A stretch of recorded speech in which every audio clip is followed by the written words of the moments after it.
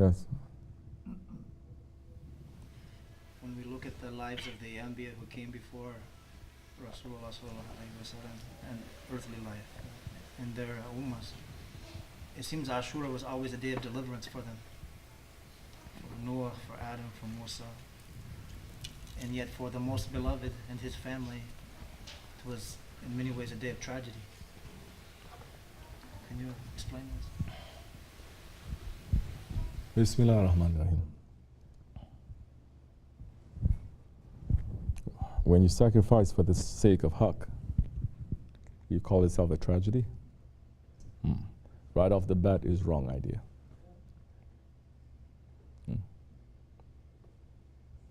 Do you call those ones who became shaheed, that they die for the sake of Allah, for haqq, do you call them tragic characters? Like they are sorry that they are weak, showing that they're so weak, this asking from them. They've been killing you for hunting you down all day, and you're asking from them? You understand? Does that make sense? No. Just as those ones, they are saying, oh, he is Lord, we hang him on the cross. Yet he's saying, my Lord, why have you forsaken me? That is tragic.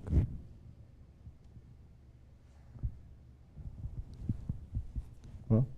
That is tragic. Yes, it is a day of forgiveness. It is a day of being delivered. From Adam alayhi salam to Nuh alayhi salam, Musa alayhi salam, Idris alayhi salam, Sulaiman alayhi salam, it's always a day where the mistakes that were made either by the ummah, of course. We're not going to say the prophets, they make mistakes. But Allah subhanahu wa ta'ala, that is the day that Allah subhanahu wa ta'ala is showing forgiveness to them and delivering them from that. But understand that this day of delivery always came when? When?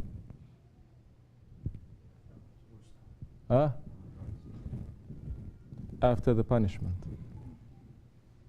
Correct or no? After the punishment.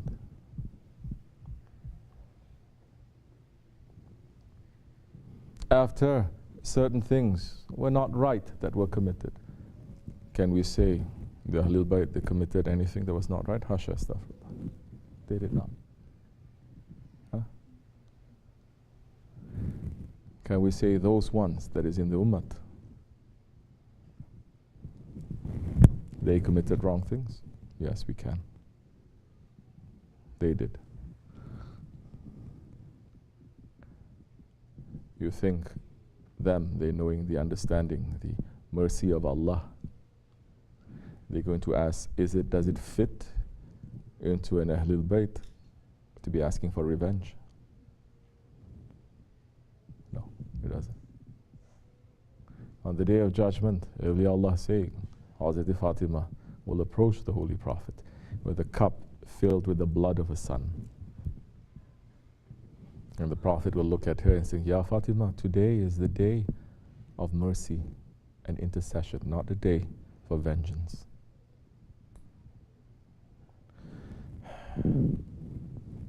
Did the Prophet ﷺ show vengeance when the day that he conquered Mecca? No. Did he keep tabs of who did what and finding every way now to take revenge? Never. That is the characteristic. That is a divine characteristic. Mistakes were made in the earlier nations. Punishment came to them. Adam alayhi salam, he stood on one foot for 300 years on the mountain of Serendip in Sri Lanka. At that time, the earth was different as it is now. This is before the flood. And his head was reaching up to the first paradises. And he was crying for 300 years, punishing himself, crying. He was crying because he was separated from his Lord. Hawa was also crying. She was in Jeddah area. She was crying, but she was crying because she was separated from Adam alayhi salam. And Adam alayhi salam wasn't crying because he was separated from her. He was crying because he was separated from his Lord. She was part of him. You understand? And Allah forgave. After 300 years, he was standing up on one foot asking for forgiveness. Only then Allah subhanahu wa ta'ala forgave. And why? When? I'm taking just one example to show what it means, the deliverance of Allah subhanahu wa ta'ala. That we talk about Nuh alayhi salam too is after heavy punishment. The whole world perished. Whole world perished. That flood was like acid. It burned everyone except for that handful in that ship. Couple of exceptions here and there. Allah showing his power, that he makes the law and he can break the law as he likes. But everything happened after punishment. The sea was split for Musa alayhi salam. But were the Bani Israel punished? They were punished. For 300 years, no? 200, 300 years. They were under slavery. They were punished. So when you look at every area, every situation, there was heavy punishment that came. And Adam alayhi salam, he was crying so much that the angels, when they hear him, because he was reaching up to the first paradises, they started crying too because they love him. And they cannot do their work. And Allah is making him now to grow shorter and shorter and shorter. You understand? So now, where is the punishment that came to the nation? Because they are shedding that holy blood. Isn't that exceptional? What was that punishment? Was there any punishment?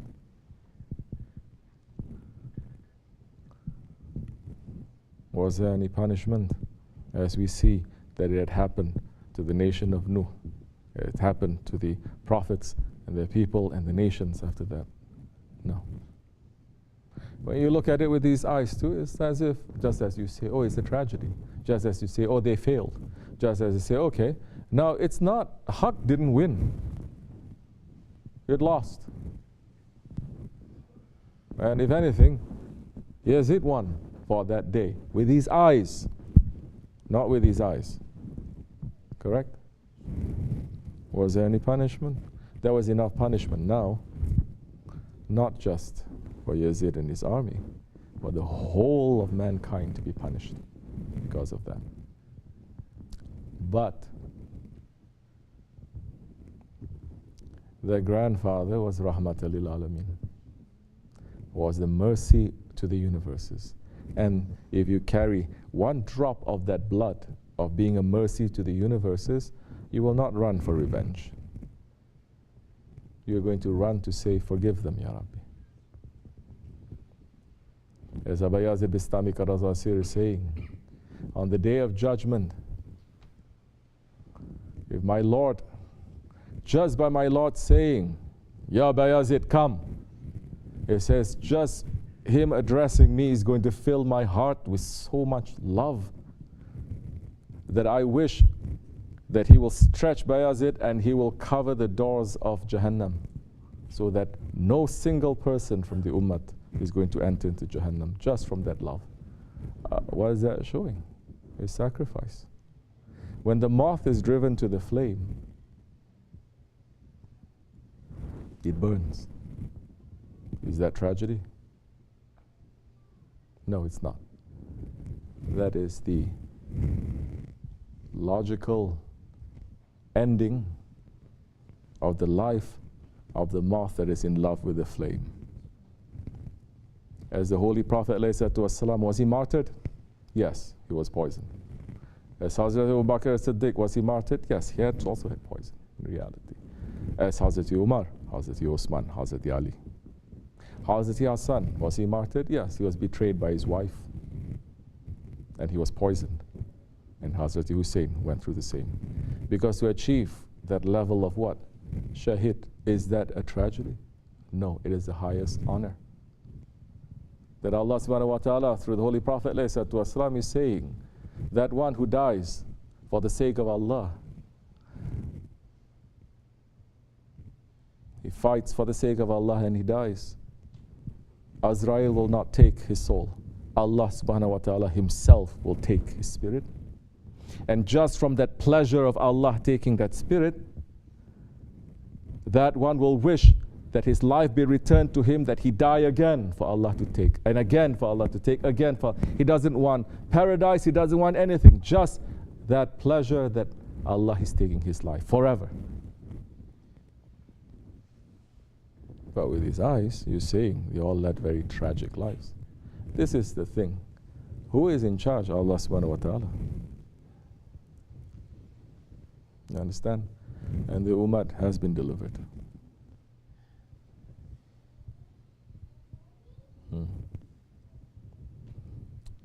Otherwise,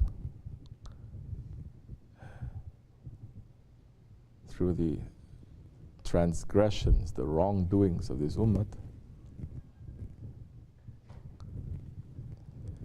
from that time until now, it is enough reason for Allah subhanahu wa ta'ala to destroy all of us again and again and again and again. Especially in this Akhir Zaman.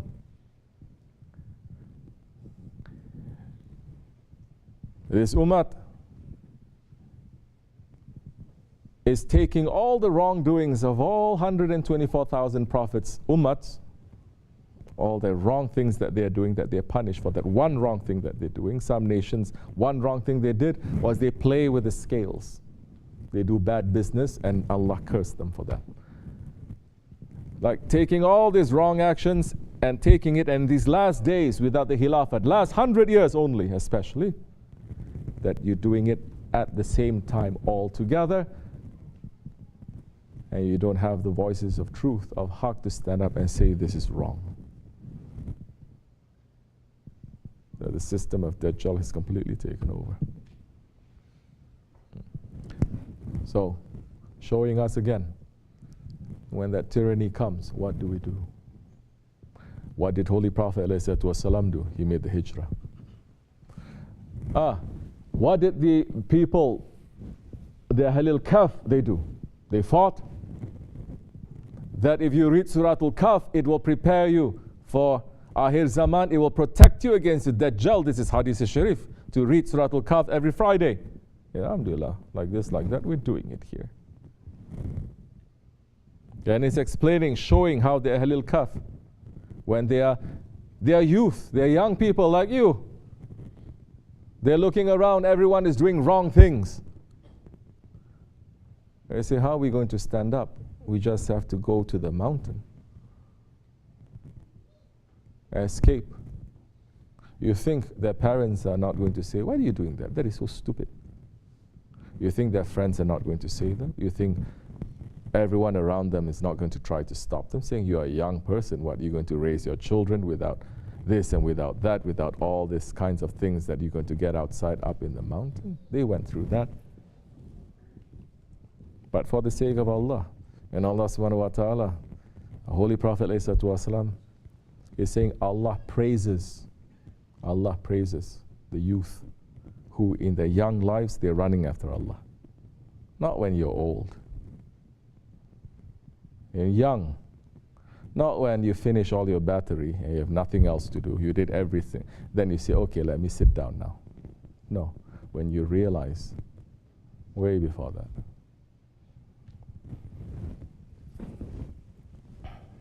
Allah is praising those ones. So yeah, to make the hijrah. You say, Lakum dinukum waliyatin. You say, I'm not going to interfere into anything. I'm going to pull back, and I'm only going to be busy with myself to worship. What did Holy Prophet ﷺ say? What's going to happen in the Akhir Zaman? What did he say to warn us about what's going to happen? He says, there will come a time when tyranny is going to be everywhere. And this happened as an experience to our Shaykh. He says you cannot do anything. He's saying you cannot do anything. Yes, you cannot even fight them. He says that they're going to come to your house. He says you cannot fight them. He says no. At that time to know it is better to be a what? A martyr than a murderer. Who is showing us that? The Ahlul Bayt is showing us that. In the face of extreme tyranny like that, it is better to be a shaheed than a murderer. Then your life is not a tragedy. It is success. Because what is this world? What did they win? What did Yazid win? Nothing. He lost dunya, he lost akhirat. Those ones who were supporting him, what did they win? Nothing. They lost so much. Those ones who betray Hazrat Hussein, what did they win? Nothing. Because when they left, when they betrayed him, and when they left, Hazrat Hussein did not say, okay, if you leave, I'm going to hunt you down. I'm going to pray to my Lord, make sure that you are punished. Did he say that? No, he didn't. He said, I already forgave you. He says, I know where your hearts are. In a night like this, it says, you're too ashamed now to walk away from me right now. He said, no, we will never walk away from you, Ya Hussein. We'll die for you, we'll sacrifice. I know, but tonight is very dark. There's no moon. You may go. And I'm not going to complain about you to my Lord now or on Judgment Day. Oh, that is our role model. Then, from that kind of strength and that kind of belief we can take, and it doesn't make our lives to be tragic. When we live and we die for the sake of Allah, we gain nothing from this world, and the Dajjals and the tyrants, they come and kill us, it doesn't make our lives a tragedy. We are not tragic characters. We win. You understand?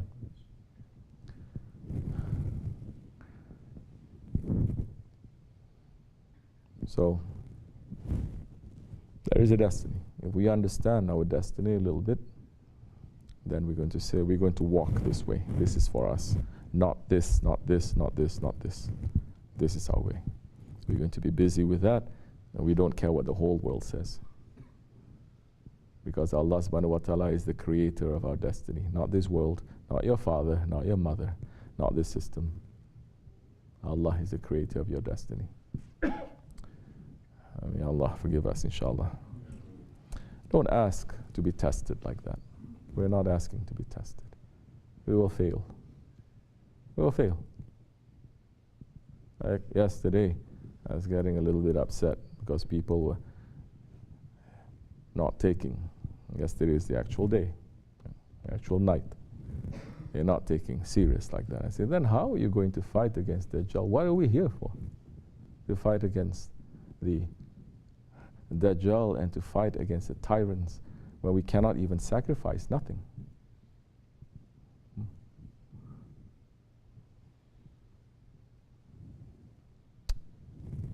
You think those ones who sacrifice, they lose anything? They don't lose anything. They win everything. And they sacrificed. May Allah forgive me, inshallah. Assalamu alaikum wa rahmatullah. Right.